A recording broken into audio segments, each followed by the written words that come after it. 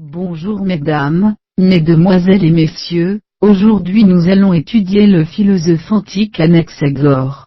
Anaxagore dit de Clazomène en Ionie, près de Smyrne, en Asie mineure, né vers 500 avant. Jésus-Christ est mort en 428 à Lampsaque, est un philosophe présocratique. Son nom signifie littéralement en grec chef de l'assemblée. On suppose qu'il a donné des cours à Athènes pendant près d'une trentaine d'années, à partir de 450 avant Jésus-Christ. Socrate l'aurait peut-être connu. Il fut le premier philosophe à s'établir à Athènes, où il eut Périclès et Euripide pour élèves. Selon le livre de la vieillesse, de Démétrio de Phalère et du Calme, de Panétio de Rhodes, il enterra ses enfants de ses propres mains, comme Xénophane de Colophon. Disciple d'Anaximène, il introduit le concept de nous, en grec ès, qui équivaut à l'intelligence organisatrice et directrice du monde. Il était surnommé en grec de ce même concept, nous, l'esprit, selon Théophraste dans son ouvrage des sensations, car il soutenait que l'intelligence était la cause de l'univers. À l'inverse de nombre de penseurs grecs, il méprise la sphère politique, et clame que seul le cosmos importe. Ce dernier serait formé de substances diverses, qui n'auraient ni naissance ni fin, mais s'agenceraient seulement par combinaison et séparation. Il est le premier grec à aborder le problème de la quadrature du cercle. Ses voyages en Égypte lui permettent de perfectionner ses connaissances. Pour Empédocle, par l'action du ciel, la terre est tranquille par l'effet d'un tourbillon qui l'entoure. Pour Anaxagore, Anaximène et Démocrite, elle est une vaste et platuche 6. L'acmé de Socrate est contemporaine de la mort d'Anaxagore. Anaxagore fut condamné dans un procès pour impiété, vers 437 avant Jésus-Christ.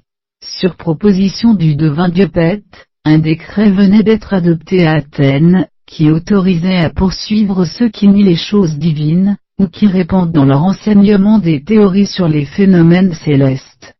Ses adversaires lui reprochaient sa théorie cosmique, là où le regard théologique, voyait des dieux dans les astres, lui ne les considérait que comme des masses incandescentes.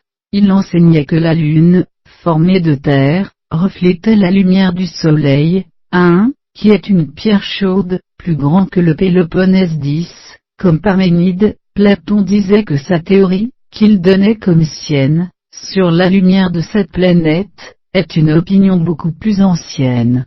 Accusé de ne pas respecter le panthéon grec, et de ramener les astres à de simples pierres, il fut condamné à mort mais échappa à la sentence grâce à son ami Périclès IX, et il s'exila à Lampsaque, une colonie de Milet en Asie mineure, où il mourut en 428 avant Jésus-Christ. Astronomie. Au 5e siècle avant Jésus-Christ, Anaxagore qualifie l'éclipse d'interposition d'astres noirs, comme des nuages, à cours réguliers biologie et botanique. Théophraste rapporte au livre 3 de son ouvrage Histoire des plantes que selon Anaxagore, la semence de toute chose est contenue dans le vent, contenue dans l'eau des pluies, elle donne naissance aux plantes. Illustrateur. Selon Diogène Laërce, Anaxagore est le premier auteur à publier un livre avec des dessins et diagrammes. C'est la plus ancienne mention de l'existence d'un livre illustré. Toutefois, cette affirmation est contredite par la découverte de papyrus égyptiens illustrés de schémas de géométrie, très antérieurs à l'époque d'Anaxagore, comme le papyrus Rhin. Thèse. La philosophie d'Anaxagore est exposée dans l'ouvrage, de la nature, dont il ne subsiste que quelques fragments.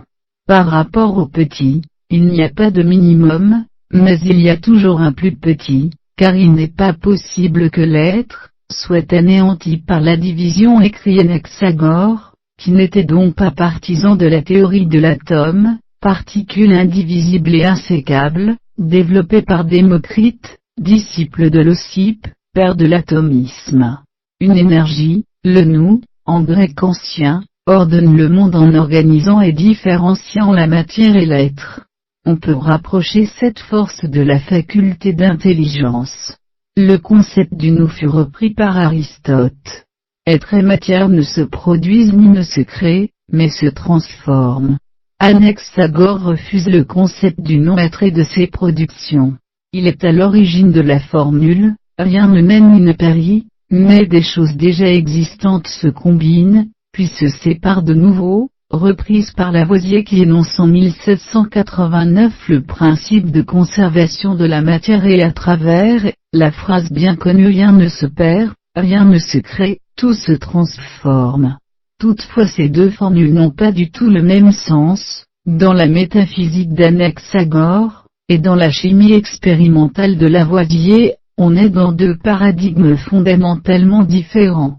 Selon Théophraste, s'agissant de la question de la sensation, les nombreuses opinions développées à l'époque, peuvent se réduire à deux conceptions générales, pour les uns, Parménide, Empédocle, etc. La sensation est produite par le semblable.